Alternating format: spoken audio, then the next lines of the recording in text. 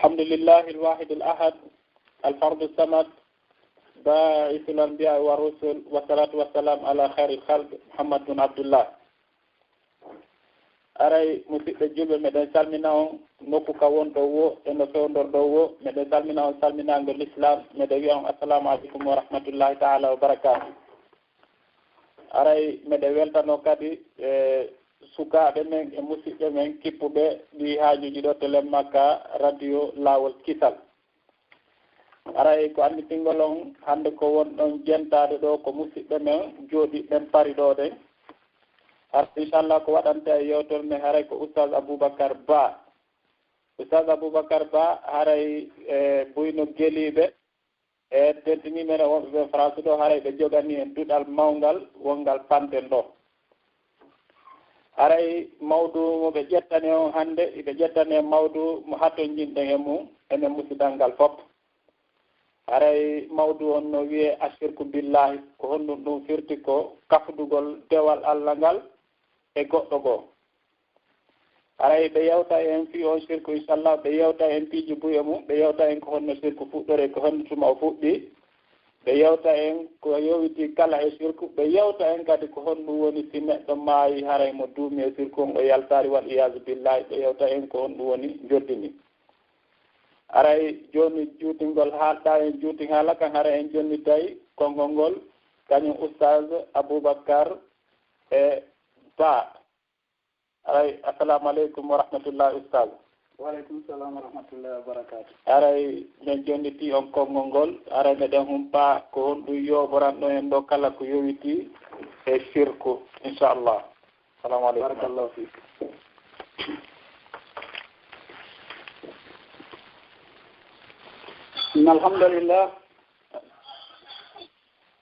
إن الحمد لله نحمده ونستعينه ونستغفره ونعوذ بالله من شرور أنفسنا وسيئات أعمالنا من يهده الله فهو المهتدي ومن يضلل فلن تجد له وليا مرشدا ونشهد أن لا إله إلا الله وحده لا شريك له ونشهد أن محمدا عبده ورسوله صلى الله عليه وعلى آله وأصحابه ومن صن سنته إلى يوم الدين وسلم تسليما كثيرا يا أيها الذين آمنوا اتقوا الله حق تقاته ولا تموتن إلا وأنتم مسلمون يا أيها الناس اتقوا ربكم الذي خلقكم من نفس واحدة وخلق منها زوجها وبث منهما رجالا كثيرا ونساء واتقوا الله الذي تساءلون به والأرحام إن الله كان عليكم رقيبا يا أيها الذين آمنوا اتقوا الله وقولوا قولا سديدا يصلح لكم أعمالكم ويغفر لكم ذنوبكم ومن يطع الله ورسوله فقد فاز فوزا عظيما عباد الله إن أصدق الحديث كلام الله وخير الهدي هدي محمد صلى الله عليه وسلم وشر الأمور محدثاتها وكل محدثة بدعة وكل بدعة ضلالة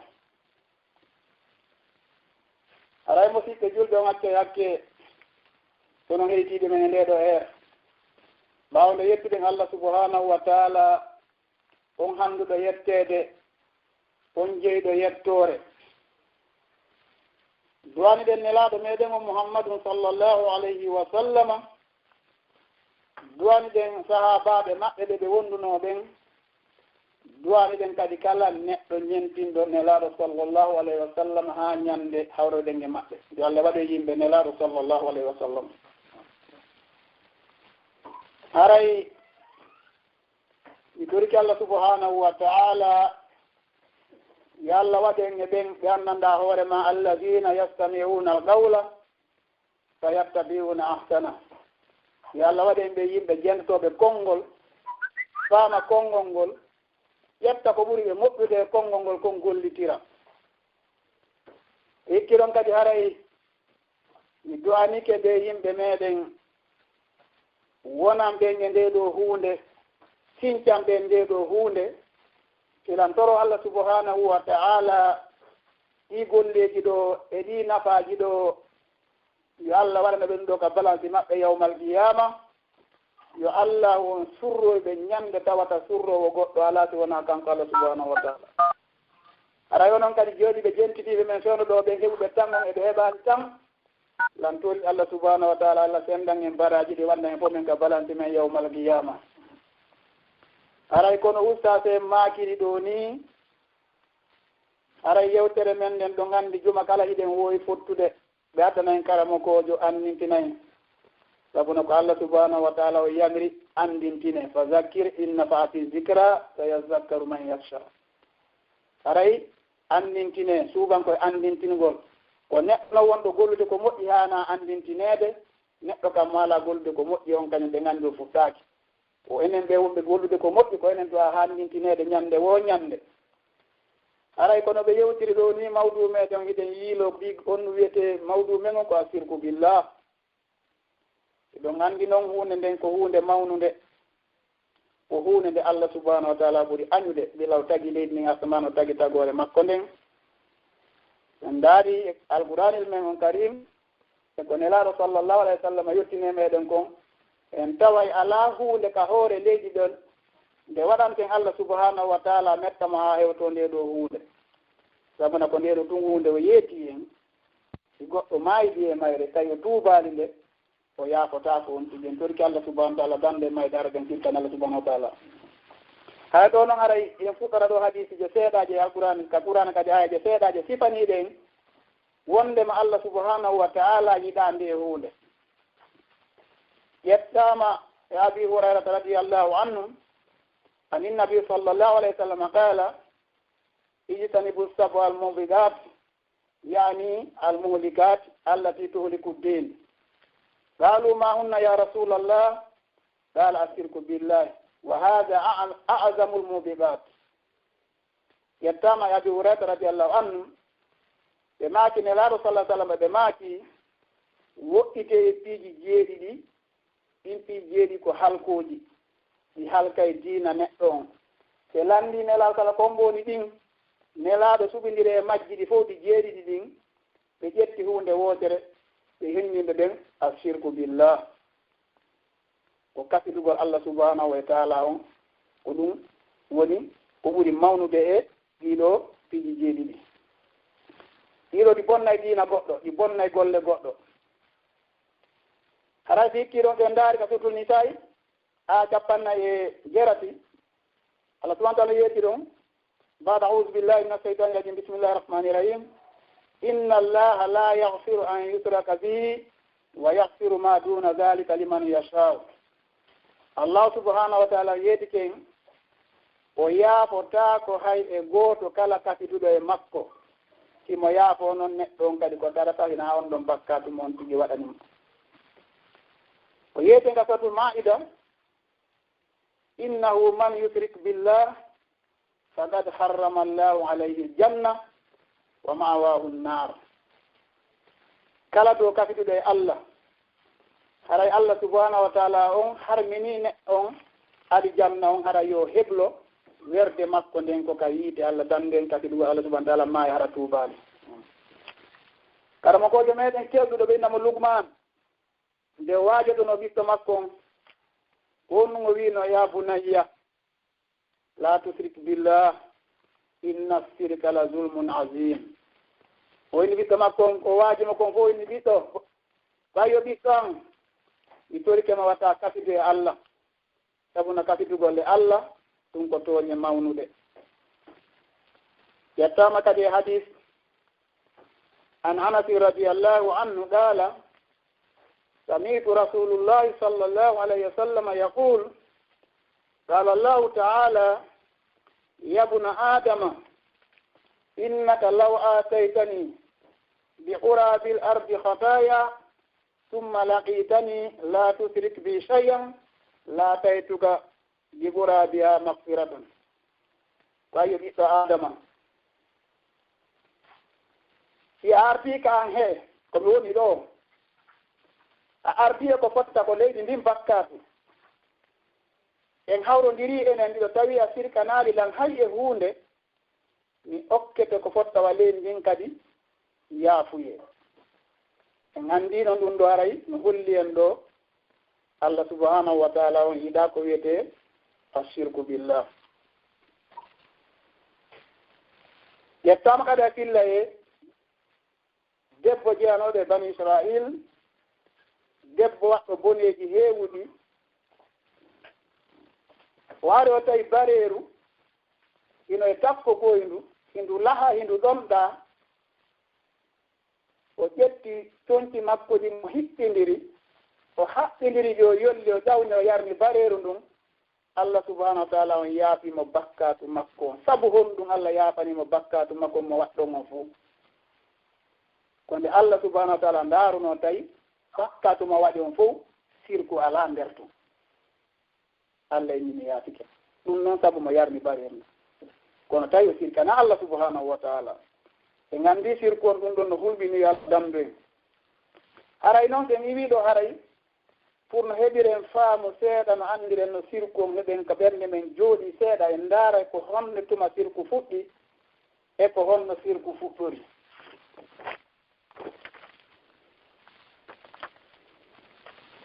e inni haddathana Muawiya bun Salam an akhi Zayd bun Salam anna rajulan qala ya Rasulallah annabiyun kana Adama o wiyeteɗo Muawiya ɓiɗɗo Salam ƴetti siɗɗo makko Zaydu intoɗo bun Salam ɓiɗɗo Salam neɗɗo gooto ari tawi nelaaɗo sallallahu alaihi wasallam jooɗi o landi nelaaɗo est ce que nelaaɗo Adama ko annabaajo laatino qala nam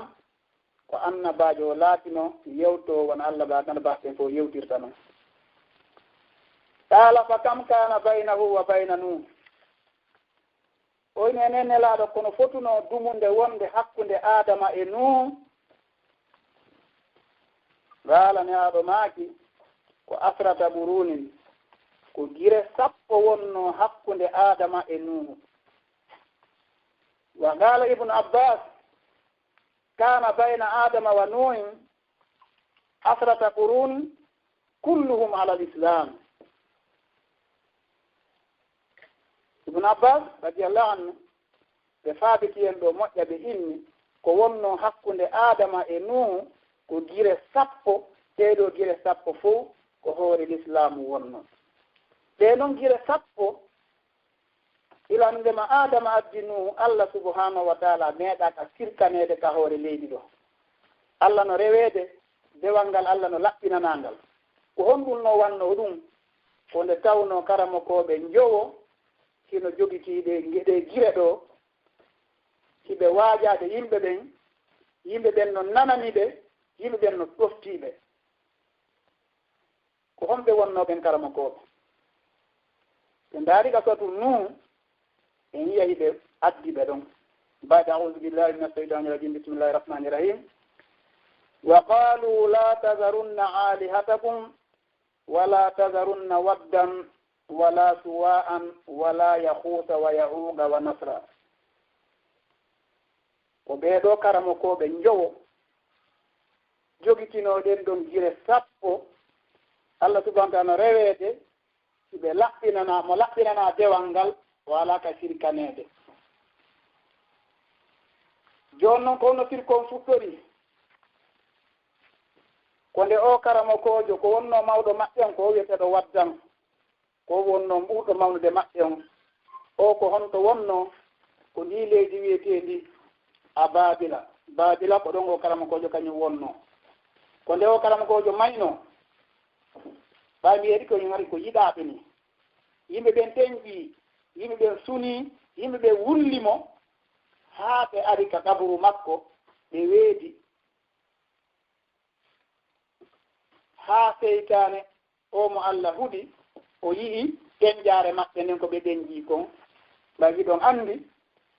kanko Iblis emo ahodi Allah subahanahu wa taala aadi njamdi emo yeeti Allah subhanahu wa ta'ala ɓay tun Allah mawnini adama e hoore makko kanko kadi ma o bonnu ɓiɓɓe adama ɓen yawmal qiyamati ma Allah tawoy ɓiɓɓe adama ɓen ko ɓuri hu hewde kon ko kanko jokki hakke manta konngol ngol ko metti Allah subhanahu wa ta'ala fof no ndaari fal haqqu wal haqqaqul lamna jahannama minka wa mimman tabi'ahum minka ajma'in hakke manta konngol ngol ɗum Allah inni min kadi yawmal qiyama si tawi feccere nden ko an jokki ko ɓuri hewde kon ko an jokki mami naado e jahannama e kala jokkuɗoma e maɓɓe on dendangal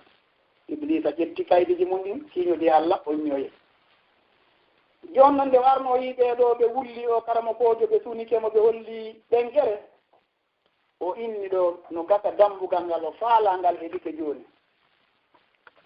waari o nandinkini neɗɗo waari o jooɗi o hiwriɓe o inni ɓe heetina ko heɓuɗen o karamo kojo maayi joni miɗo faala yon newnanan hunde wotere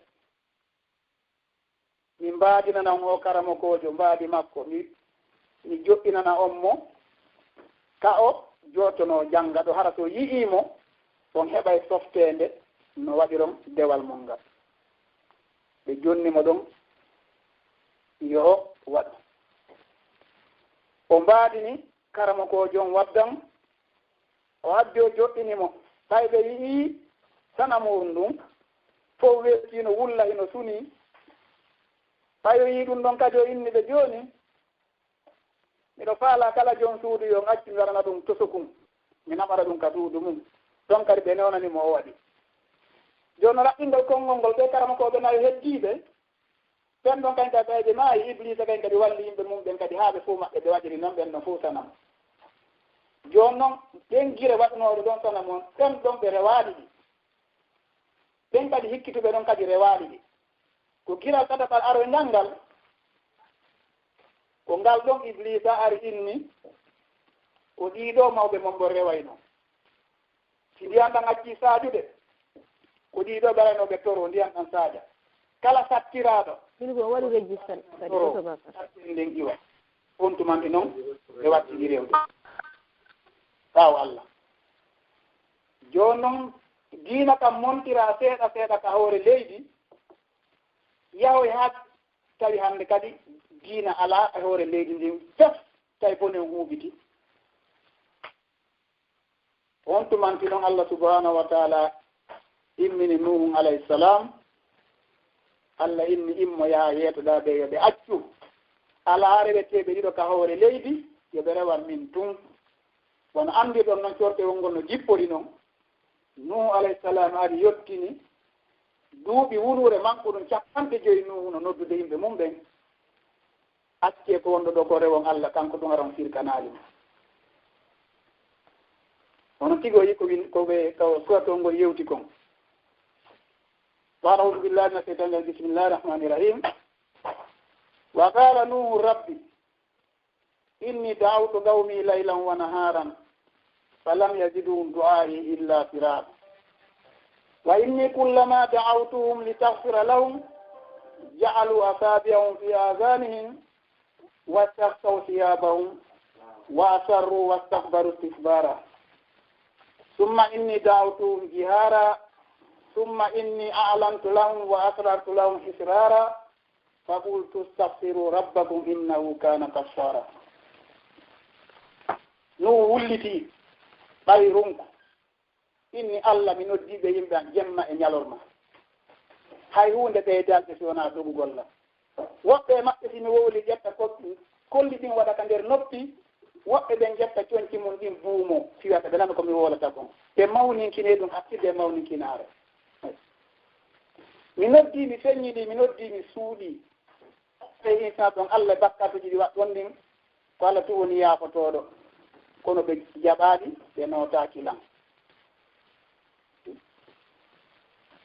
ka dernier ɓaynu on tawi ronku ko honɗum annabi Nuhu tori Allah ko rabbi la tazar alal ardi min al kafirina dayyara Allah mi torike ma wata accu ka hoore leydi ɗo galle keefeero new montu ha laaɓa pos ko wontumanti Allah subhanahu wa ta'ala inni isna il fulk bi a'yuna wa wahyina joni immo noon moƴƴina laana kan koɗɗa moƴƴinde laana kan Allah subhanahu wa ta'ala ino yallirno annabi no ɓeyni o no awno lekki duuɓi temedere ɓe yano deki e ƴetta ko kin lekki ɗon muuyano waɗegol pecce ko laana kan fuɗɗore fentirede nuhu moƴƴini laana kan no andirden noon histoire on Allah inni nuhu ko andinayma dow leɗɗe ɗen ari ko tuma ndiyam ɗan ka kuɓɓinirɗe kaɓe huɓɓata yiite toon ko tuma toon fuɗɗi feccade ndiyam ɗan yaltira toon tuma yiɗa ɗum ɗo wo ƴettu ƴawna goɗum e deyum ka laana haray ko toriɗa kon hewti ko on tumanti an hannde ɗon noon allahu subhanahu wa taala udditi gambuɗe asama noon udditi leydi ndin ndiyam ɗan futti kala ko woni ka hoore leydi ɗo hannde ko wonano ka laana ɗon alaa ɗo hannde ko honɗum woni ɗum ɗon ko sabu ko anndan ɗon hoore mon Allah subhanahu wa taala yiɗa ko wiyete kon a sirku billahi joni noon ɓay nuhu ari ko honɗum inni yimɓe ɓen ko qulu la ilaha illallah accere won Allah subhanahu wa taala kanko tun nelaaɗo sallallahu alayhi wa sallam e maaki khayru ma qultu ana wannabiyuna min qabli la ilaha illallah wahdahu la sharika lah lahu lmulku wa lahu lhamdu wa huwa ala kulli shay'in qadir nelaaɗo kanko ɓe maaki ko ɓurayno yewtude min e nelaaɓe hakkiɓe lamɓen ko la ilaha ala reweteɗo e goonga illallah si wona Allah kanko tun o ala kasidiɗo kanko wodani laamu e yettore no kanko Allah subhanahu wa taala e dow kala hunde kanko imo wawi ɓe ma kadi umirtu an uqatila annasa hatta yashhadu an la ilaha illallah wa anna muhammadan rasulullah wa yuqimu salata wa yu'tu zakata fa idha fa'alu dhalika asamu minni dima'uhum wa amwalahum illa bihaqqi l'islam wa hisabun ala allahi taala ngaɗo makimi yamirama yomi haɓido yimɓe ɓen haa ɓe seedo ngol konngol wiyetengol la ilaha illallah ala reweteɗo e gonga si wona Allah muhammadu rasulullah ɓe ñiiɓa e julde ɓe itta azakal si ɓe waɗi ɗin ɗon piiji ɓe daɗi e an ƴiiƴam maɓɓe ɗan e jawle maɓɓe ɗen si wona honɗum bi haqqil islam ittugol jakka on ɗum ɗum tan haray ɓe yamira e jawle maɓɓe ɗe ittugol jakka on haray ko hetti kon haray e junngo Allah subhanahu wa taala o woni haray noon kalimatu la ilaha illallah mo siɓɓe onon heɗitiɓe lam ko ngol konngol ɗo marɗen probléme ka hoore leydi ɗo kalimatu la ilaha illallah sabu na hiɗen joginangol ka hunnduko en annda maana maggol en annda ñaawre maggol en annda ko ngol tindini ko mankugol faamugol kalimatu la ilaha illallah ko ɗum naatani ko wiyete kon sirku billah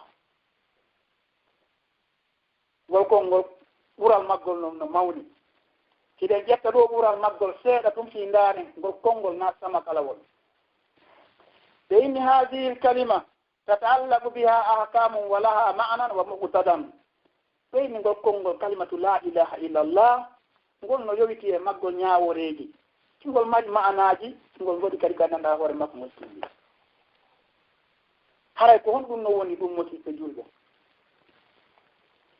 ɓeyni o fahiya kalimatun qamat biha al ardu wassamawat ɓeyni ko ngol konngol kalimatu la ilaha illallah ko ngol ɗo woni ko weɗɗitira leydi ndin e ko ɓantira asama noon o dari ɗo kon sabu ngol konngol kalimatu la ilaha illallah joni noon sa ɓantika a yii leydi ndin a ɓantika a yi asma noon a innama ko kalimatu la ilaha illallah woni sabu ko ɗum ɗo darnira haray fuɗɗo ɗon andude ngol konngol nasama kalawol wa khuliqat min ajliha jami'ul makhluqat ko sabu ngol konngol ka tagira dendangal tagore nden kalimatu la ilaha illa Allah. Wa biha anzala Allahu kutubahu wa arsala rusulahu wa sarayahu. Ko sabu ngol konngol kadi Allah subhanahu wa ta'ala jippini defte mun den neli nelaɓe makko ɓen Allah subhanahu wa ta'ala waɗi sariyaji makko ɗin. Wali ajliha nusibatil mawazin wankasamatil khaliga min ajliha ila mu'minin wa kuffar. Ko sabu ngol ɗo konngol balance on joɗɗinoyte yawmal qiyama. Ko sabu ngol ɗo konngol tagore nden sendira woɓɓe woni julɓe woɓɓe woni heeferaaɓe. fahiya kalimatul islam, ko ngol woni konngol islam. sa naata e l'islam ko il faut seedoɗa ngol. wa miftahu darussalam, ko ngol woni kadi caabiwal sottoygol galle kital ɗen. wa kalimatu taqwa, ko ngol woni konngol kulol Allah e walhurwatul wusa, ko ngol woni kadi ɓoggol Allah subhanahu wa ta'ala ciiɗugol ngol. sa laɓɓiningol hara jogitike ko ete gon ɓoggol Allah ciiɗugol ngol. fa hiya kalimatul ikhlas, ko ngol woni konngol laɓɓiningol dewal. wa biya koye ngol ɗo konngol takunu najat, neɗɗon laatoyto daɗuɗo minal kufri wan nar. ko a laɓɓiningol konngol hara a daɗi wonde keefeero, a daɗi kadi yiite memoygol ma. man qalaha usima maluhu wa damahu fi duniya, kala on woɗongol konngol o laɓɓiningol haray damdike jawdi makko ndi yiijam makko ɗan ka aduna. wa ida kana muqinan biha min qalbihi nujjiya min annari fi l'akhirati wa dakhala aljanna. e inni kadi si tawi neɗɗon kan kadi ngol konngol himo yananangal ka ɓernde makko, himo laɓɓiningol pos o dandoyte yiite nden ñande darngal o naate alijanna. kama qala alayhi salatu wassalam, wala nelaɗo sallallahu alayhi wa sallam ɓe maakiri fa inna allaha harrama ala nnasi man qala la ilaha illa allah yabtaghi bi dhalika wajha allah. nelaɗo sallallahu ɓe maaki Allah subhanahu wa ta'ala harmini e yiite nden kala innuɗo la ilaha illa allah tawa noon ko yewtiringol o saɗi Allah subhanahu wa ta'ala imo laɓɓiningol. wa hiya kalimatun qalilatul huruf khafifatun ala lisan saqilatun ala mizan. ɓeyni konngol ngol kongol fanɗugol hurufuje foygitingol e ɗengal kono ko konngol teddugol e balance. ari e tillaye an abi said al-khudri radiyallahu anhu an rasulullahi sallallahu alayhi wa sallam qala musa alayhi salam ya rabbi allimni shay'an azkuruka wa aduuka bihi. yettama wenteɓe abi said al-khudri radiyallahu anhu ɓe maaki nelawo sallah sallam maaki annabi musa torino Allah subhanahu wa ta'ala wi Allah janginan hunde hara mi jantotoma nde hara mi torotoma nde. qala Allah daali ya musa koyo musa qul la ilaha illa allah, wi'u la ilaha illa allah. qala ya rabbi kullu ibadika yaquluna hadha. anabi musa ɓe maaki Allah yaaɓe maɓe fof no woodi sonɗongol ɗo konngol timminan konngol goo. qala Allah subhanahu wa ta'ala on daali ya musa koyo musa law anna samawati sab'i wa amiruhunna khayri wal ardina sab'i fi kiffatin wa la ilaha illa allah fi kiffatin malat bihinna la ilaha illa allah. Allah inni musa wiyatoma tingol konngol amdangol leyɗe e ɓen jeeɗiɗi asamanuji ɗin jeeɗiɗi waɗama e beɗo balansi la ilaha illallah waɗama e beɗo balansi la ilaha illallah on jiccay. ɗum ɗo holli en kalimatu la ilaha illallah iɗen wowlangol ka hunduko kono en anda martaba maggol en anda ñawore maggol. wa hadihi kalimatul azima laha ruknan. ɓeyni ngol ɗo noon konngol mawnugol ngol mari tugaade ɗiɗi. ko ɗeɗo noon tugale woni ko marɗen probléme tawi ɗen sirkande Allah subhanahu wa taala ɗe tugale ɗo ɗiɗi ko hongol on tugal aranal ngal ngal ɗon ko honɗum ngal wiyete ko annafiyu wa huwa annafiyu l ilahiya amma siwa llah min sa'iri l mahluqat e inni ngal ɗon tugalal aranal ngal ko ittintingal ko ye neɗɗon ittintin kala ko rewayno kon fof dirna sappo mum e tagore nden ha heddo Allah subhanahu wa taala joni noon ko wo ittintingol ɗo ngol woni ten probléme men on o ittintingol ko inna ittintine ɗo ko ɗum ɗo wonɗen ronkuɗen famde ko honɗum ittintinte joni en yeytama ko ittintingol kala ko on tigi wonno e rewde tabintina Allah subhanahu wa taala woni la ilaha ala hunde ko rewete gonga tugala fiɗa ɓangal illallah joni noon ƴetta kala ko anda dewanga ko rewenda kon jonnita Allah subhanahu wa taala ɓeyni noon sabunan gonɗo konngol sa wowlingol a laɓɓiningol hay ko ɗum woni fo a holli an on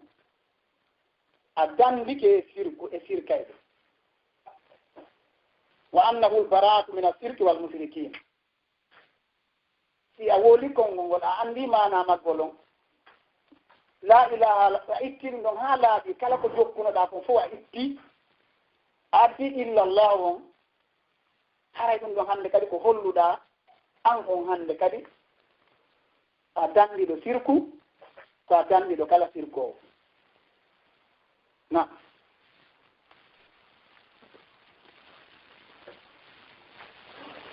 haray hannde kadi honɗum kadi holluɗa wa ihlasul ibadati lillahi wahdahu hannde kadi ara holli hannde ka dewal ngal kala ko watta ko Allah subhanahu wa ta'ala laɓɓinantangal a bakata e maggal hay hunde wa hada ma'ana qawlul khalil alayhi salam li abihi wa qawmihi ko ngol ɗo konngol alnabi ibrahima yetino baabe mum e yimɓe mum ɓe innani bara'um mimma ta'buduna illa allazi fatarani fa innahu sayahdini annabi ibrahima ne tawno kañ kadi yimɓe mum ɓen kono wayi ko on no ɓeyni mingo mi wi takko mum mi dandiki e mum mi diri takko mum mi yahi mi jokka Allah subhanahu wa ta'ala kanko tagdolan on ma hollal laawol komi jerda oui haray kadi so o kadi ngol konngol wiyete so nani ɓeyna tawhidi haray ko ngol ɗo konngol tawhidi ɗin noon ko tawhidi gooto marten probléme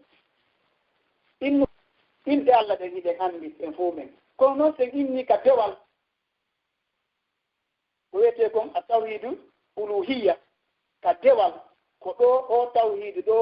enen kala julɗo ko o ɗo marten probléme e muɗum fal muslimu indama yaqulu hadihi lkalima yu'linu lbara'atu min ashirk fen kala ngo neɗɗo julɗo woto ngol konngol hay a feññini an gon e sirku a mematta an kadi e sirkowo on won ahadima laayi makko haray neɗɗon waɗɗintini ko hoore mo rewgo Allah subhanahu wa ta'ala kanko tum o laɓɓinanamo dewal ngal si neɗɗon harodire ɗum no timmini ɗum ɗon ndin juɓɓori ɗon haray hannde kadi o jonniti ko wiyete haqqe l'islamu kon haray kadi o maloyte kay nga ko wiyete darussalam galle kisal ɗe yo Allah waɗen e ɓen ɗon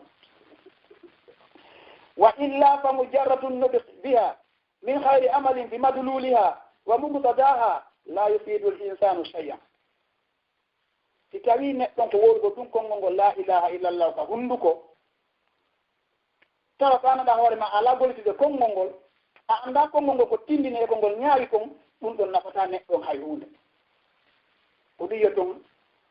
ko heewi la ilaha illallah la ilaha illallah ɗum no toga ka hunnduko kono so a yii kon tigi wondi kon tawa hay hunde ala ton ko wiyete kalimatu la ilaha illallah kon ima anndi fimum fa innal munafiqin no naafiqi ɓen kanuɓe laatnoɓe yaquluna ha hiɓe wolangol konngol bi alsinatin e ɗinɗe maɓɓe wala ya'taqidunaha ɓe fiɗano konngol ngol ɓe qulubin e ɓerɗe maɓɓe fa saru fi darki l asfal min annar naati jiɓɓe ko noon ɓe innayno la ilaha illallah konngol ngol tawa ɓe fiɗangol ka ɓernde maɓɓe ko ɗum waɗi haasi Allah subahana taala yeeti hen yawmal qiyamati ko ka koose ndanka yiite ɓe wallinoyte si yimɓe ɓen fof are wallini e hoore maɓɓe yo Allah damde wa kadalika man yaqulu al yawma bilisani ko wano noon kadi enen hannde kadi ɗe wonango ka ɗemɗe men wawa kanko yadul mawta himoyno la ilaha illallah ma yaka ngaburuji himo toro mayɗe musidɓe mayɗo wurɗo e mayɗo ko hombo haani neddude o yak ko wurɗon haani neddude mayɗon kono ya yawtoroɗa mayɗo acca ɗon Allah subhanahu wa taala ngol konngol haa en holli ɗon tigi feññiningol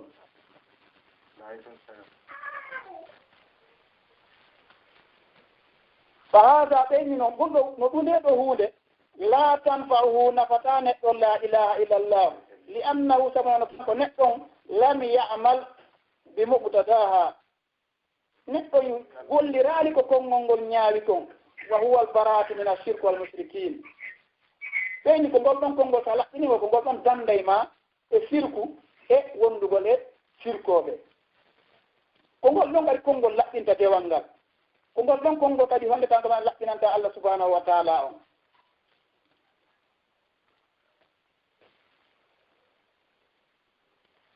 ولهذا لما قال النبي صلى الله عليه وسلم لكفار قريش وصابون لنلال صلى الله عليه وسلم يتنو مشركين بين قريشين كوبين قولوا لا إله إلا الله نلا إن بإن لا إله إلا الله على ريتك ونا الله قالوا بوي أجعل الآلهة إلها واحدا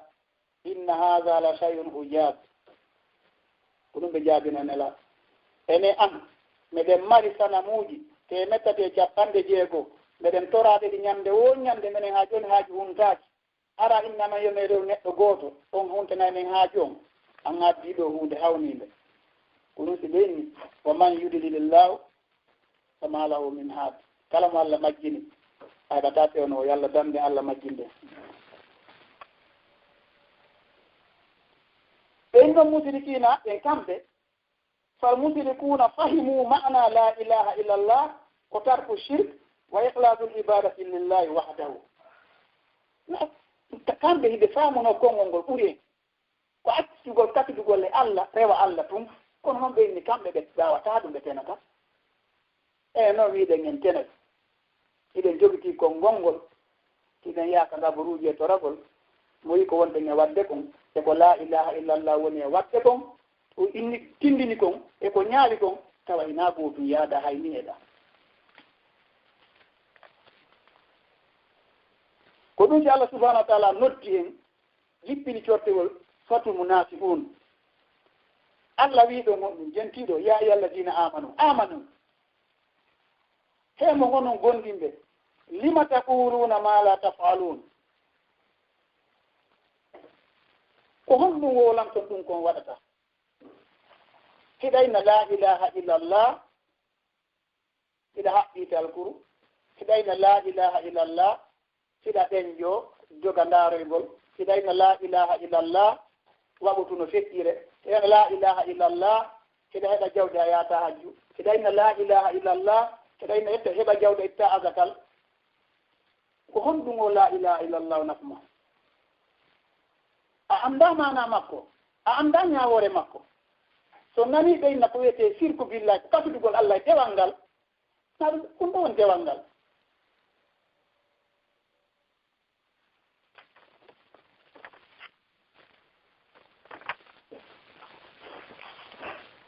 ɓeyno ko wiyete sirku kon joni ɗen natande sirku taarifuhu wa aqsamuhu yono andugol sirku on pecce sirku ɗen ɗo sen wattani hiila en neɓata e mum ha ara hakkille men ɗen jonni ko wiyete sirku kon e pecce sirku on ɓeyni a sirku ko wiyete sirku huwano ɗum an tajala ma allahi sarikan fil ibada ko min nen joni kon ko wiyete sirku on ko nde wattata wondude Allah e goɗɗum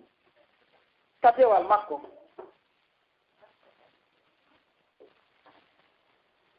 aw tafala shay'an min anwa'i ibada li ajli nnas ma ɗum waɗa hunde ganduɗa hoore ma hunde dewal ngal hara ko sabu yimɓe ɓe nam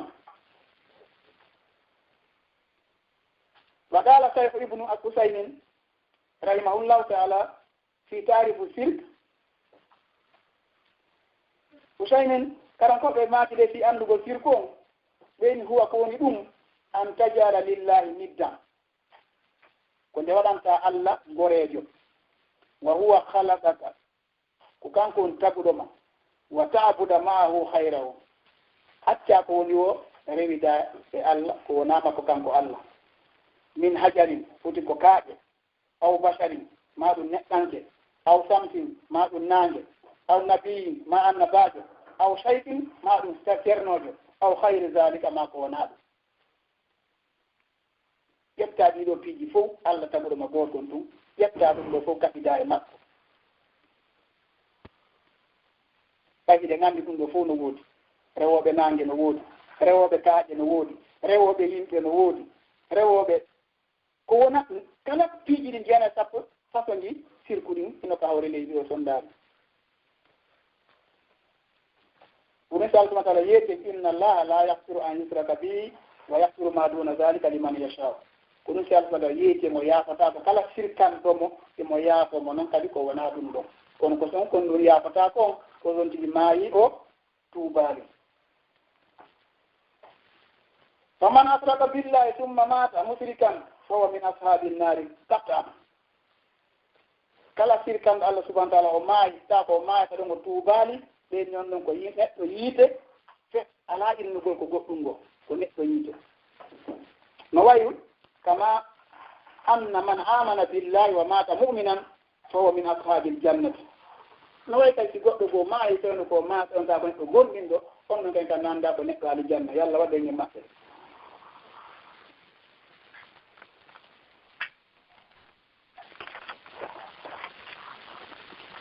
ɓeyni noon wa israku billahi anwa'un kasirun ɓeyni noon sirkango Allah subahana taala no noon ko nooneji heewɗi ɓeyni no ɗo nooneji go wattono ila e majji an yu'azzima al insanu l makhluga kama yu'azzima al khaliq ko nde ƴettata an neɗɗo mawnina neɗɗo wono mawninirta Allah subahanahu wa taala noon honɗum woni ɗum ɓeyni wa hada mawjudan inda faani hadami ɗum noon hino woodi sono ɗo moƴƴa noon e yoga honɗum gollooɓe ayay goɗɗo no mawnini patron mum ɓuri ko mawninta Allah subahanahu wa taala ɗum mawnude Allah subahanahu wa taala ni honɗum woni mawningol patron ma ɓuri Allah subahanahu wa taala sabu no yiyay ɗo neɗɗo simo immo o yaha o signa contrat golle hara koko juulata waɗutu makko o suusata wiide patron makko ka golle o juulay oɗo mawni ni neɗɗo hoore Allah ka sendaaji ɗum ɗo taw oɗo mawni neɗɗo tagore Allah e hoore Allah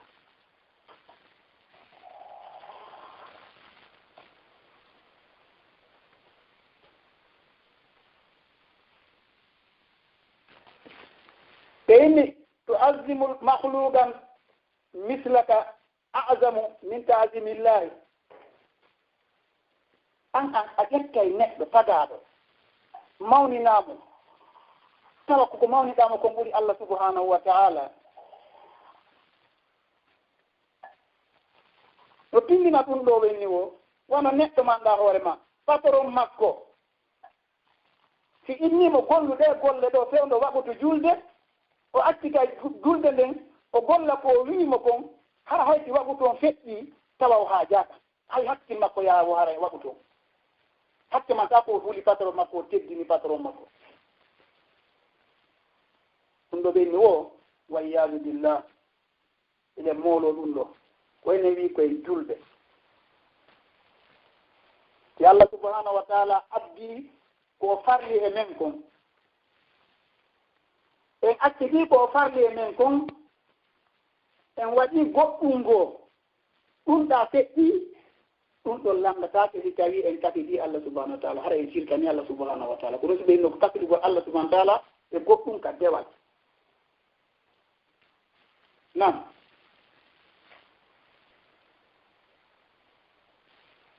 ko ndaari ɗum ko ari ka imam muslimu qawlu sallallahu alaihi wa sallam maaki inna bayna arrajuli wa shirk wal kufr ko tarku salat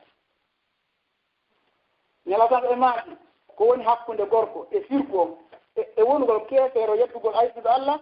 ko accugol juulde nden kiɗa e ko a juulɗo tan ko yiɗa juulude so a acciti juulugol ngol haray hannde kadi ko a musirik ka neɗɗo keefeero yalla dambe haray nde julde nde ɗo gaɗen wattande yila moƴƴa noon iɗen jarriba noon enen wonɓe ɗe leyɗe moƴƴa noon fii nde julde ko on ɗum noon waɗi ko aqidaji men ɗin manki so yi neɗɗo inni min mbiɗo wakkili gollugol ɗo mi juulata mi annda simi iwi ɗo simi heɓoyay nokku goo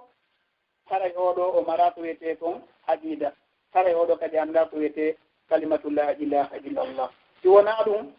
nelaɗo sallallahu ɓe maaki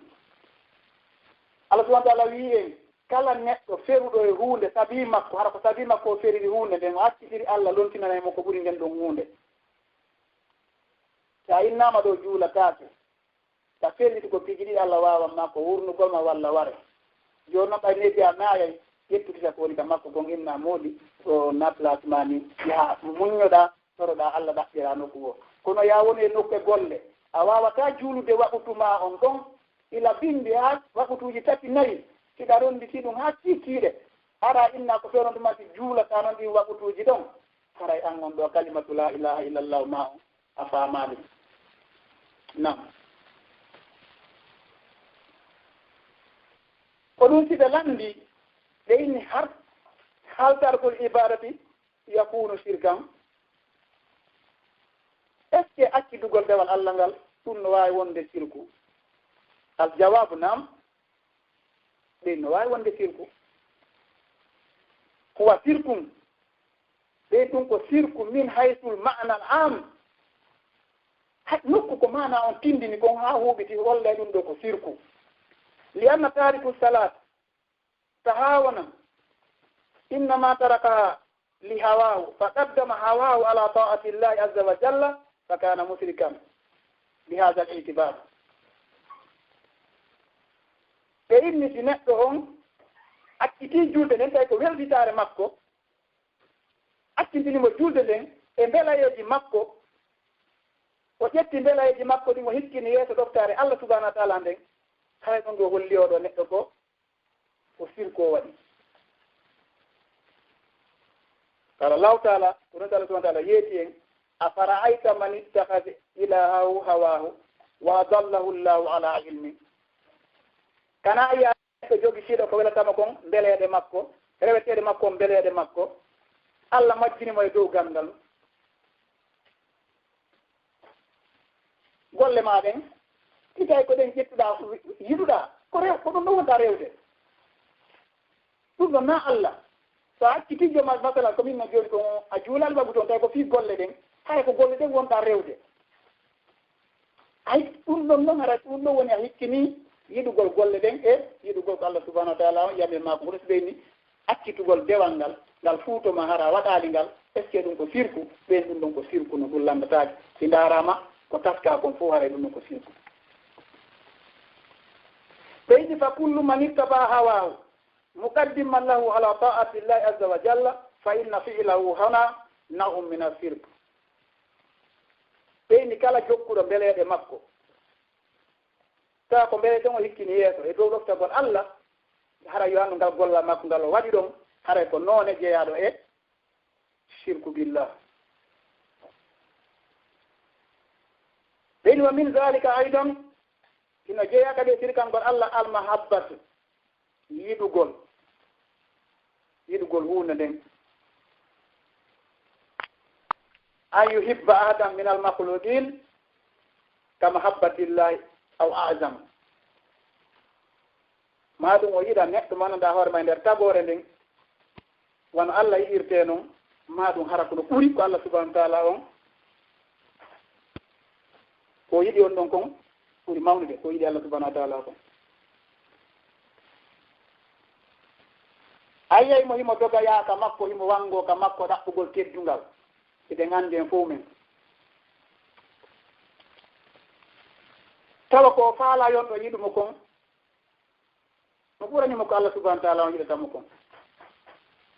mo ƴetti ɓerde makko nden fof yowitiima e makko wona annde ɗo noon no yirten ni woɓɓe sino ɓorto paɗe ɗe ruugana goɗɗo ruugana mo haa salminoyamo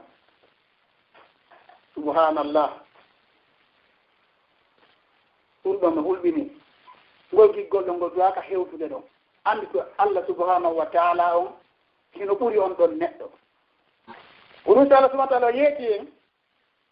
wa min annasi man yattahidu min duni illahi andadan yuhibbunahum ka hubbillahi walladina amanu ashaddu hubban lillah Allah subahana taala yeeti en ɗo wono jeeya e yimɓe ɓe annanda hoore ma jogitotoɓe huunde hara ɓe yiɗi ɓen ɓuri ko Allah yiɗete kon walla hiɓe yiɗi ɓe no Allah yiɗirte noon ma ɗum ko ɓuri tiiɗude yiɗugol Allah subahanahu wa taala ko ɗum simi yetti on ɗo wona ɓe ruugayɓe ɓorto henno ko ceernojo ruuganamo iwa ɗo ɓorto paɗɗe ya haa to so innima ya joɗɗo ñalla ngal fof ko nangue wuli wa jooɗoto ɗum ɗum ɗo ɗe mawɗo ɗum ɗo Allah ɗum ɗo no hulɓini ɗum ɗo ko jeeya ɗum e shirku billah wa qala sallllahu alayhi wa sallam aɗo maaki la yuminu ahadukum hatta yakuna hawahu taba'an lima jeetu bihi natantoɓe maaki hay goote mo wonta gonɗinɗo sina haa laato ko welatamo kon tawa ko ɗum iwtiri ɓaawo ɗum komi addi ndaare ɗo no hanndenen ko no ɓuri en e tampinde l'islam ko ƴettiɗe l'islam suɓi en oɗo parti ko ɓan hiɓɓe ñinni ko ɗo woni ko tindinan tan aduna men on haa hotel lahara jooni noon l'islam noon kañum hinaya ƴettumo waɗamo ɓaawo hikkoɗa yeeso ko ya hikkin l'islam on yeeso ko tinnimma wo waɗa ɗum ɗon ko ɗum siyata piiji buy hiɗen feggo ko tawata Allah subahana taala yeetiken jippinani en ko wiyete torso min noon mi annda haa hannde goɗɗo no heɓi torso yonnorimo ɓaawo yo tangini kala jonnaɗo torso ko yo fewtinmo yeeso o yonno o heɓa ko tippa kono noon enen o torso ɗo ko ɓaawo fewtinɗenmo eɗen haɓɓiti en yaha yeeso ko ɗum yiyata si neɗɗo no yaha haa o waɗoya piiji ɗin fof ara no oyno ene karamo ke en est ce que waɗgol hunde kaari no moƴƴi hara ko ɗum o duwano adorde lamdagol so yaha o waɗoya hara ɗum ɗo no hulɓini hara ko dewal Allah subahana taala ko diina Allah kan ko ɗum hikkinten yeeso si yahanen noon dewal ngal ɗum ɗon holla en ko honno gerten dewal ngal e aduna men o nam ɓeyinno jow ɗum ɗo ɓanɗa horma sirku sino woodi façon ji ɗiɗi ɗi ɓurɗi sifeede ɗin sirku goo ɓeynamo sirku mawnuɗo a sirkul akbaru wol makko ngal walla kasidama e goɗɗo goo sifa hon ɗum du'agol e kulol e tanƴinaare ɗiɗo piiji fof si a waɗiɗi tawi na Allah subahana taala o fewtituɗa Allah inni yaafotakoma sa maya tuubani du'agol fewtita goɗɗo goyn du'ora on ɗon hara na Allah tanƴinora goɗɗo hara ko tanƴinorɗamo kon sino ɓuri ko tanƴinorɗa Allah kon wono masalan konngol no woodi innugol sa walla Allah ala wallowolam sa walla Allah mi annda konko wallatanmi a anndi o ɗon tankinori on ɗon ɓuri Allah subhanahu wa taala ɗum ɗon waɗataake hula neɗɗo ɓuri Allah subhanahu wa taala waɗataake ɗum ɗo fof inni o si a waɗi sifani ɗo piija ma ya tuubaani Allah yaafotaako mo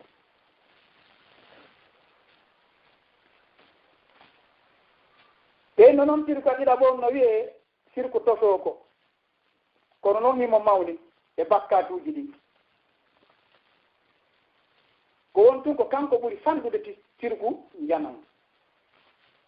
oɗo ko si oɗaɓe yaltina neɗɗo e l'islam oɗo noon kañum yaltinta neɗɗo e l'islam honno woni sifa won sirku tosooko an yatasaddaqa al insanu li ajlil mufakhira wa sum'a neɗɗo waɗa sadaka fii mantagol e fiyo yimɓe ɓen wowlu ɓe nganndi noon enen ɗum ɗo no heewi kadi e men sadakaaji men ɗin fof koye Allah faabo en sabu na o sirku tosooko ɗo hino yaade e hadisu gooto mo annduɗon inneteeɗo innamal a'malu binniya golleeji ɗin ko yoɓirtee ko annuye on ko ɗum si ɓe lamɗino nelaaɗo sallallahu alayhi wa sallama ɓe inni ko ɗum woni sirku tosooko nelaaɗo maati sirku tosooko ko ardiya ko yinori si ɗum anndi noon ene ɗen heewi yinori hay gooto e men waata wallide ɗo goɗɗo goɗɗum walla okkude goɗɗo goɗɗum hara ɗiɗo seedaaki okki no fanɗi ndaari tun kala ko watten ɗo kala ko wallireten ɗo goɗɗo en fof en hawta e mawɓe jawndin haa gayne en fof kadi immoɗen mo kala no faala présente yaade wiya ɗum annda no tawti e ko no tawti e wersuɓe ɓe ɗum ɗo fof ko yiinori noon aya ɗo mbiran ñiiri no wallire ɗo iya kufunoye ɗiɗo e tiggaaji tati no jooɗi takko mbiran o sino hollite ɗum ɗo fof ko yiinori sinaa ɗum hiɗen anndi pellet mo walliri goɗɗo goɗɗum yo yono hakkunde mon walla bete neɗɗo gooto ɗon noon ara ɗum noon ko wonti waɗirta ko fii mantagol yo yowle yo man no waɗi hunde kaari nane ɗum ɗon Allah inni sa nelaɗo makko kala waɗirɗo noon aray on ɗon Allah subhanahu wa ta'ala inni ko ɗum ɗon yoɓeteɗa si tawi ko yimɓe wen wowlu ko ɗum ɗon yoɓeteɗa tawi ko yimɓe nanu ko ɗum ɗon yoɓeteɗa golleji ɗi fof ngay on hadis innamal a'malu binniya sa inni hajju ma ko fiyo nane mi hajjoyi ko ɗum na umma makka ko ɗum yoɓeteɗa yimɓe ɓen ko wowli ko kewal ngal fof ko annuye on haray ɗum ɗo koyen watta yilay mum moƴƴa riya u ɗum ɗon no hulɓini yiinori on no hulɓini moƴƴana nam ko ɗum si Allah subhanahu wa ta'ala yeeti en ka sotul kaf faman kana yarju liqa'a rabbihi falyamal amalan salihan wala yusrik bi ibadati rabbihi ahada Allah subhanahu wa ta'ala yeeti en kala to tankiniiɗo daroy to yeeso am min Allah yo gollu golle moƴƴe haraw kafidaale an hay hunde kaddewal tel hombo no woni daroyta ko yeeso Allah subhanahu wa ta'ala hombo on ala Allah no yeeti en gaɗo en hootu kala ɗo ando daroy to yeeso am yo honti gollu golle moƴƴe haraw kafidaale an hay e hunde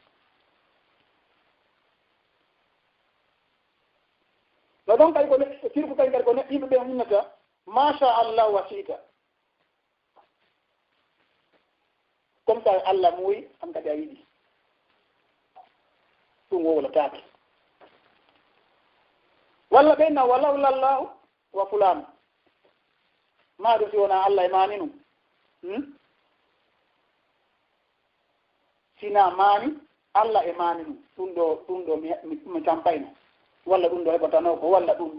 ɗo fof wowlataake harayno yimɓe ɓen no yamira woɓɓitogol sifa wowlugol ɗiɗo piiji si tawi noon ɓe wi mar kay noon goɗɗo yahi ha yani e nde ɗo hunde wowliri ni konngol ngol hara neɗɗon faandanooki wowlugol ngol o wowliri noon tun o anditide ɗum ɗo den hulɓini haray sino ɓe jonnin ɗo du'a mo du'otoɗen hara konti duwo ɗo du'a allahumma ya Allah inni nomin a'udhu bika miɗo moolo e ma an usiraka bika nde mi kafdata e ma shay'an hunde wa ana hara min a'lamu miɗo anndi nden hunde wa astaghfiruka miɗo ɗiitino e ma mina zambe bakkatu Allah jom bakkatu la a'lamu mi anda hara ko do du'a on tigi du'a de yani de do hunde barki Allah kaari walla dum do sina kaari no yalla hara on tigi ko directement ko yaw janga o do du'a toro Allah subhanahu wa ta'ala yaafo Allah yaafo ko min no wanana ton sirkuji ɗiɗi wayan ko yaltinowo l'islam o yan yaltinta l'islam janon no mo maayi tuubal ko lutto ka yite Allah dambe won saltanda yeeti en innahu man yushrik billah faqad harrama Allahu alayhi aljanna wa ma'awahu an-nar wa ma lil-zalimina min ansar kala do kafitude Allah haray Allah o maayo tuubali Allah harmini kanko neɗɗon ali janna yo andu werde makko nden ko yiite ala nato ñoɓɓen nden ñande wallowo si ko toso kono min tan ɗo noon on ɗon haray o yaltinta neɗɗon kal islam kono haray kala waktu mo tuubali haray o ronditike bakkatu mawnuɗo haray Allah damde haray on sirku ɗon sino waɗa ha Allah subhanahu wa ta'ala o monano neɗɗo on tawati neɗɗo ken kadi yeeya ɗum anndi karam subhanahu wa ta'ala yaftata ko Allah damde ɗum noon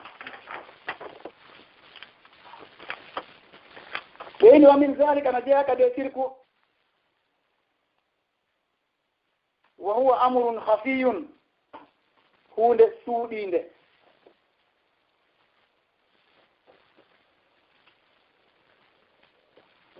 wana honɗum kañ kadi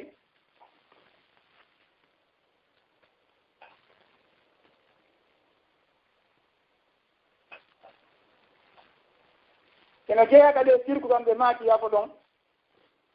hunde kon ko wiyete kon kadi riya yiinori on ko neɗɗo immoto juulugol so innike juulugol o moƴƴina julde makko nden o timmina ruku e sujuudon o timmina janngugol ngol o labina janngugol ngol kono noon hara ko fii hon ɗum hara ko fii e yimɓe inno maani juulay maani no waawi janngude hara so iwi ɗon kanko tun o yahi tawi ko kanko tun hara julde makko nden ko suggu ruguy wagu suwatuji ɗi o janngata ɗin kadi sa nani mo janngadi hara o timminta hay hunde kono ɓay to yimɓe ɓen no jooɗiɗa ɗa o juulay o labina ha moƴƴa fiyo wowle ɗum ɗon kadi kadi ɓeni ko jeeya ɗum e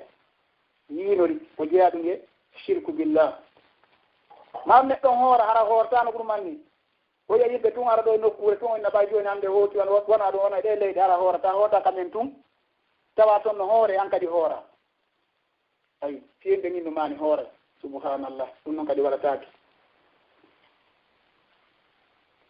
ɗum sina sasa maaki ana akhna suraka'i ali sirk min ko min ɓuri Allah ɗon tala yeeti Allah ɗon tala maaki daali ko min ɓuri altude ɓuri wonde patron e ɗeɗe kabito tollam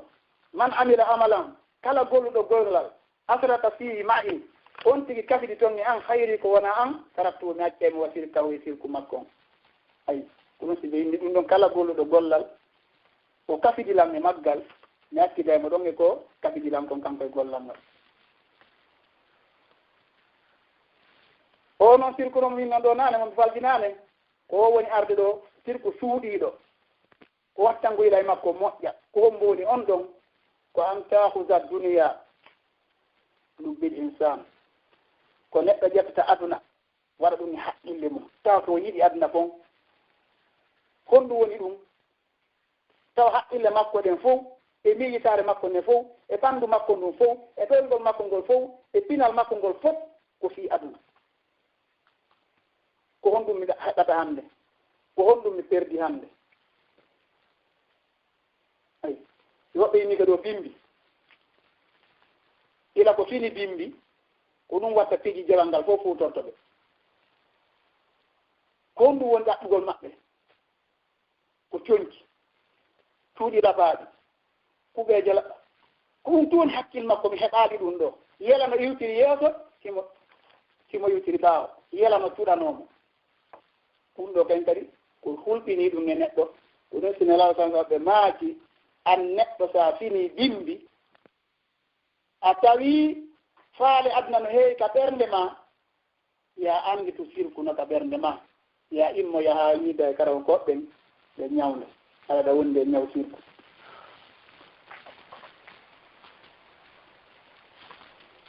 ɗum waɗi si yeɗɗo mbeya haa ɓenna neɗɗo no rewde aduna rewgol aduna ko sifa ɗi piiji walla rewgol mbuuɗi ko sifa ɗi ɗo piiji ko yiɗugol aduna waɗi si ɓeyni ɗum neɗɗon ɗum sina sansoɓe maaki taif abdou dinar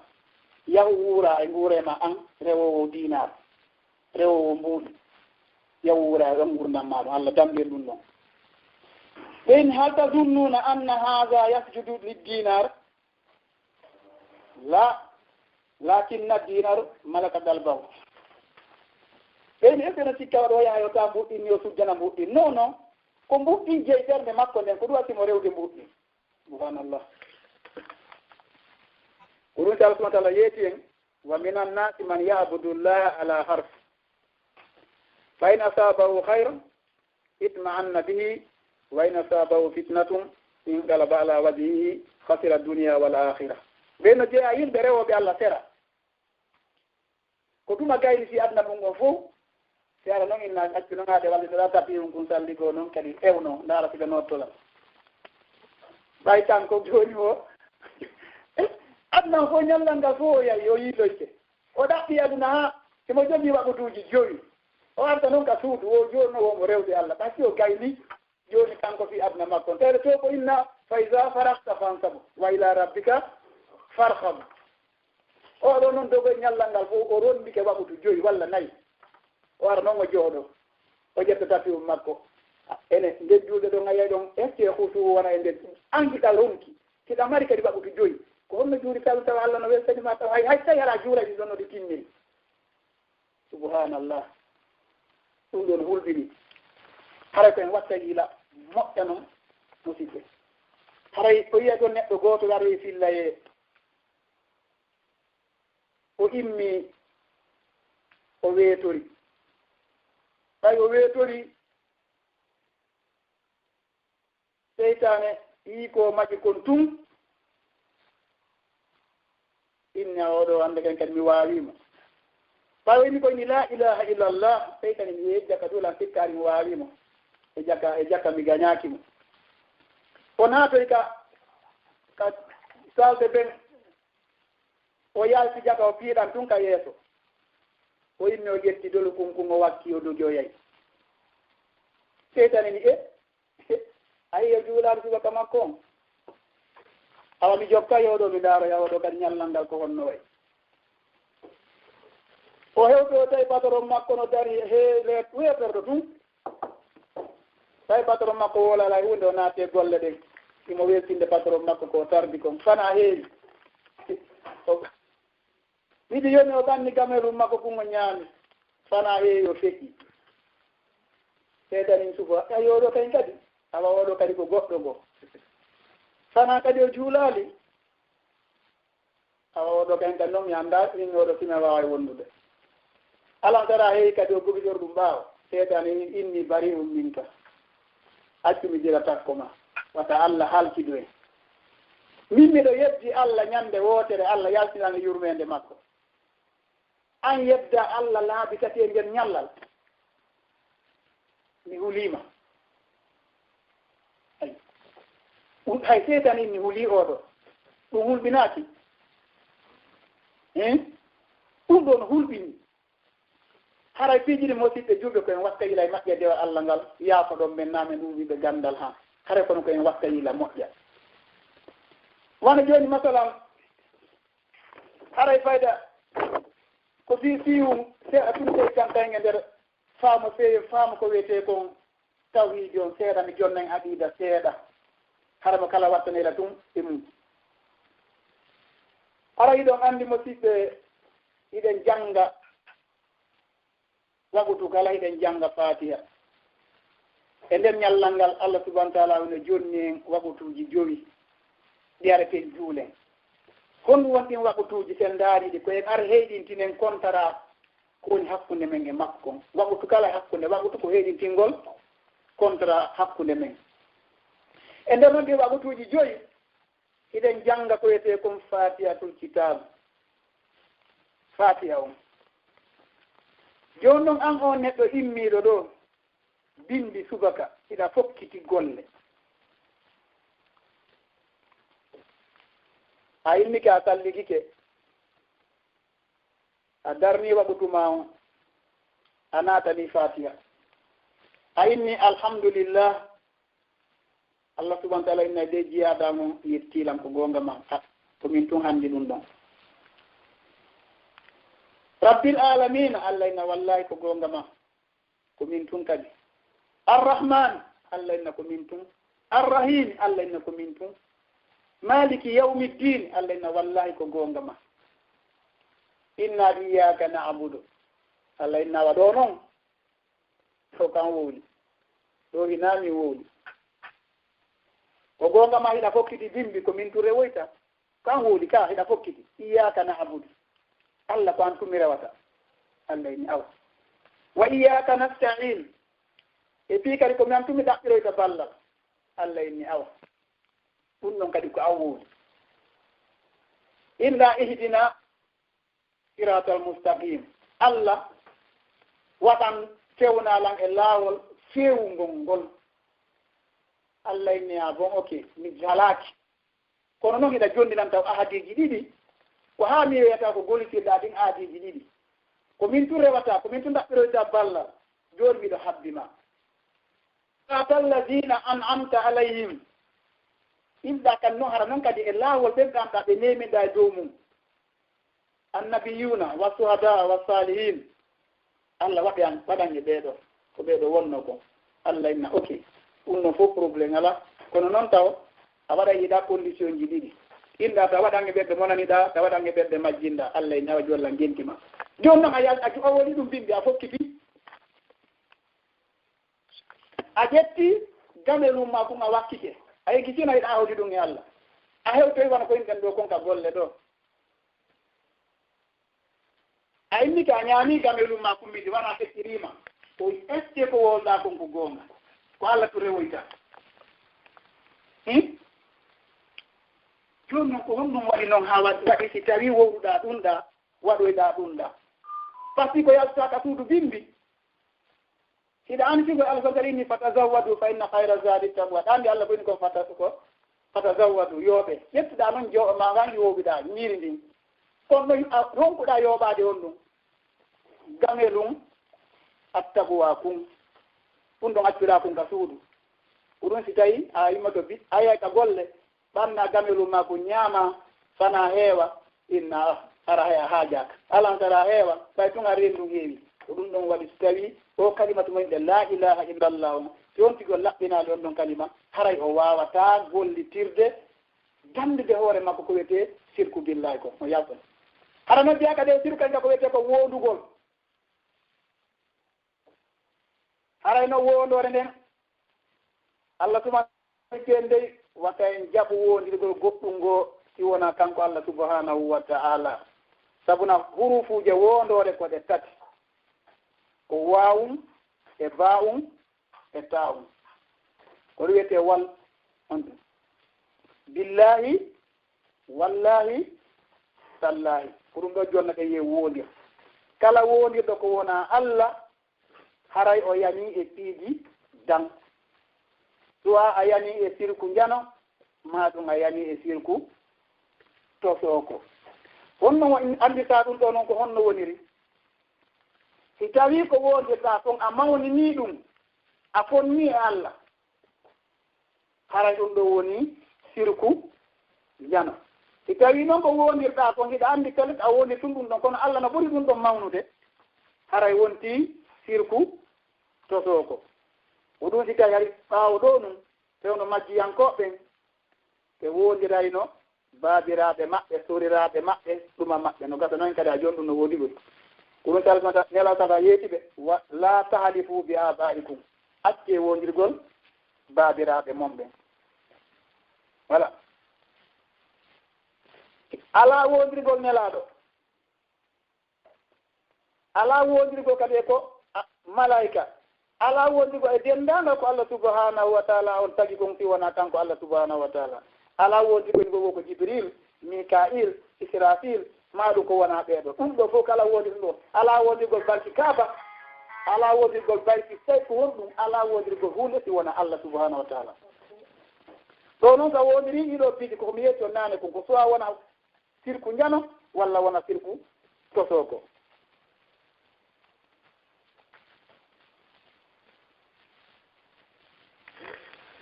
joni noon haray mo siɓɓe haray ɓeɗo ko yooɓiɗen kon ko ɗo hatti haray mbiɗo wasiyo on kulol Allah e fannude gandal ko ade wondi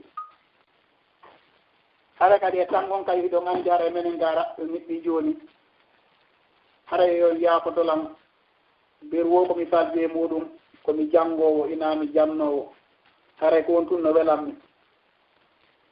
haray en toriki Allah subhanahu wa taala on yalla faaminen ko wiyete sirku ko haray komi taw toon onon jama kala heɗi tiiɗolam ko wowla ɗo kongo en nani kono hiɗon andi ɗon faami ɓurilan ɗum ɗo haray ko ɓurta e moƴƴande haray ko hunde wotere ko en ƴettu defte ɗen yahen joɗɗe yeeso karama koɓɓen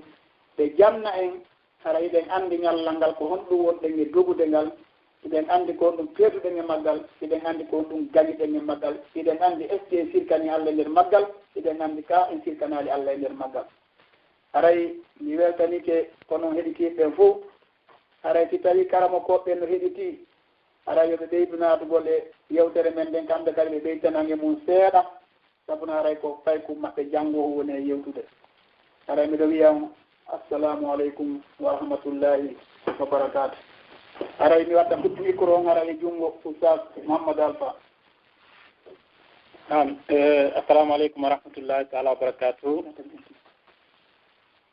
aray mi wertani ko oustaz yo Allah waɗu ɗum ɗo ka mandakke mo moƴƴe aray no tenirɗen ni jama aray oustaz on ɓe yewti en ɗo kala ko yowiti kafdugol Allah subhanahu wa ta'ala e goɗɗo goo kafdugol dewal makko ngal e goɗɗo goo aray ɗum ɗo no ɓangi Allah waɗi kadi ko e pular men on ɓe yewti aray jama on nani moƴƴa aray ɗen torondiri fahin gollitirgol aray joni no jeeya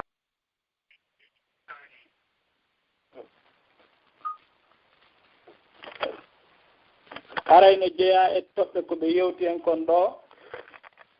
e andugol résultat on donc en anndi wonde manna si neɗɗo maayi haray mo sikkani Allah subahanahu wa ta'ala on en anndi haray joddindin ko yiite sabu Allah to ɗon tigo dalani en ka Qur'an wonde manna haray harrama alayhi janna o halminanima aljanna en anndi kadi sirko on no ustaajo yewtiri en noon ɗum woni sabu halkagol mofti heewde no jeeya e mum mofti annabi Nuhu koɓe kafidino kon karamokoɓe maɓɓe moƴƴuɓe ɓe kafidi e rewgol ɓen ɗon e kulol Allah subahanahu wa taala e dewal Allah subahanahu wa taala haray noon ɓe accirali en noon ɓe yeeti en e ko innete ko lekki ɓe yooɓini en lekki fisir kon lekki fisir kon ko ɓe yooɓini en kon ka sakkitorum ɗo ko on ko janngugol ngol ɗiɗi on ko huutorgol konngol la ilaha illallah muhammadu rasulullah sallallahu alayhi wa sallam e kalimatu shahada on kono ɓe maakiri noon aray hiɗen mari karamokoɓe men kadi kelɗunoɓe firtanɓe ngol konngol e pular siɓe maaki honno ceerno mouhammad samba mambeya ɓe ɓuri tandinade haray ɗen geli fi maɓɓe ɓe makani en ka pular ɓen mi simtirɗo mo annda ɗum o wayiwamo ɗon ka so wuyɓe haɗa yargol waretake jeyaka e muminen himo renira ɗum kon mo renira ɗum ƴiƴam e halal yani ko pular ɓe yewti en ɗo pular laaɓungal fof neɗɗo simtiri hara o annda ko woni simtirde kon o jaɓal gollitirgol konngol la ilaha illallah on haray no wawa si goɗɗo wuyɓike ha moƴƴiɓe haɗamo ɓenna sa yari tun min warete en anndi haray o jeyama kadi e naatigiɓe fiyonne sabu ko reniringol konngol ngol innata la ilaha illallah koko reniramo ƴiiƴan ɗan e halal makko ngal ɓayi mo anndi simo e tumbo julɓe o jaɓali naatugol ka diina haray ɓe waray mo ɓe ƴetta jawdi makko ndin donc kanko haray ko woni wolide la ilaha illallah o haray ko fino o renira ƴiiƴam makko ɗan e jawdi makko ni ɓe yewti en kadi e wonde manna jeeya e sirkon yiidugol goɗɗum haa feƴƴintina giggol Allah subahanahu wa taala e giggol nulaaɗo waɗa ɗum ɗon yeeso e hoore ɗum ɗon giggol haray noon koye watta yiili ɓe précisan en moƴƴa wona ye yiidu goɗɗum haa yiiden fotindine e nulaaɗo ma yiiden ɓurdindinen e dow nulaaɗo ma yiiden haa fotindine e giggol mum e giggol Allah subahanahu wa taala amma noon giggol ngol hewtangol ɗon haray no dagi kono ngol ɗon nula sallallahu alaihi wasallam be maaki yimbe jeeɗo no jeeya e ɗowdinoyteɓe ñande darngal ɓeni rajulani tahaba fi sabilillahi wa tafarraga fi yimɓe ɗiɗo ɓe halda ɓe fotta ɓe welda e hoore fi Allah e hoore nulaaɗo ɓe seeɗa e hoore ngol giggol ɗon hara mi alaa yiiɗirde on fii ɗon mari gokku ma mi alaa on yiiɗirde fii waɗugol ko ɓeynata kon investissement à long terme hara ko miɗo anndi si en weldi tun affaire o yan buysorto en yiltiɓe arani en ko innete yiingo kon yiingo on ɓayno sala sallam ɓe landama fii nu hakke ko huɗɗini ko wayno tawa e shirque ɓe maaki ko huwa ahfa min dabibi namlati sawda ala safatin sawda fi zulmati llayl ɓenni yiingo ngon hakke no mi firiran taw no ɓenni ɗum no suudi ɓuri se ƴetti korndolil ɓalewil e waɗingil e hoore fetere ɓalere e niwro setto ɓerɗo ɗon noon goɗɗo ɓeyno ɗaɓɓitingil korndolil no ɓenni ko noon yiingo ngon suuɗoli donc hara e wattanayi yiili e mum haa ɓe inni no jeeya ko goɗɗo innata kon barki Allah e kaarijo haa karma goɗɗon ɓe rectifiane en ɓenni so tawi ɗon faala wonde ɗum ɓay fiilan no windi ka ɓura inna jalnali kulli shay'in sababa mi waɗani tuuji ɗin fopp sabu haray koye innu ko Allah waɗi kaarijo sabu fi hendagol ɗum on haray konngol men ngol seɗɗi en waawi yaltugol e yiingo ngo amma noon sen ari ka al isti'anatu billahi kaɓe jannganen fatiha ɗa fii ɗaɓɓinorgol Allah ballal e kala hunde haray en anndi ɗum ɗon kan déjà yahugol ngol ka ndaaro ɗum ɗon haray woni kufre yaltugol e haray noon ɗum no hulɓini moƴƴa haray yimɓe ɓe yo watta yiili e fii yahugol ngol ndaaro nulaat sallallahu alaihi wasallam ɓe maaki manata arrafan fa salahu an shay'in fa saddaqa wa lam tuqbal lahu salatun 40 yawman ɓeni si goɗɗo ari e ndaaro on ko wolata kon wolanamo tun haray mo nunnanamo o inna hi haray mo anndi ko woni ko wolde ko fenande kon ɗon ɓenni woni julde makko jaɓetake balɗe cappanna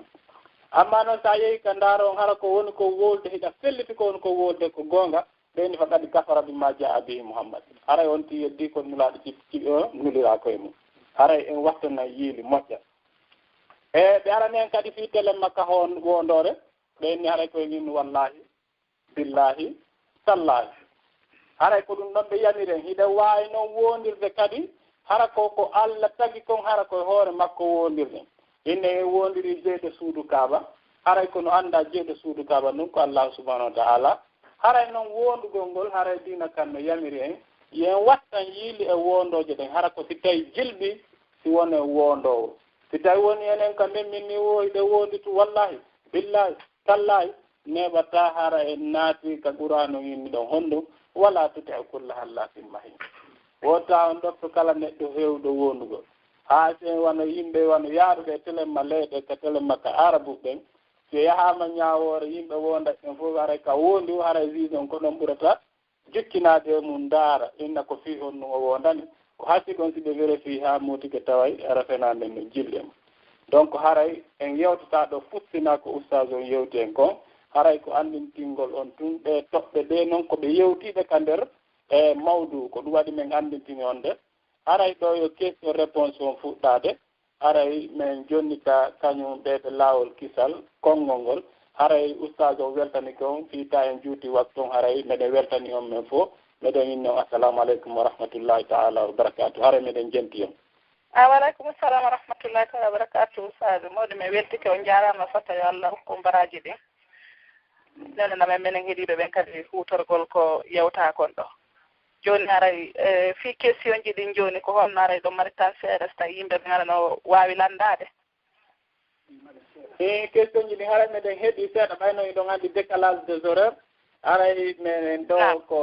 machallah haray min faltaki transport on daro haray men hettoya meɗen jenti daro o ko Allah newnani en ko wawɗen jaabagol e mum jaaboɗen daro o ko min wawata meɗen wawi on pugitanade yeeso men ɗaɓɓita defte ɗen no oustage makil no menen kadi komin komin janggana kuuɓe min wonal taw karmakoɓe haray kadi oustage ɓe heeɗiɓe en ɓen hella nokkel ɗin fof haray so ɓe tawti en ka jawabuji haray ko ɗum ɓuuri moƴƴude haray ɗo naatiɗugol gandal men joƴƴini men ɗo haray ko notagol noddago mum emin anditina ɓer ko Allah andini men ko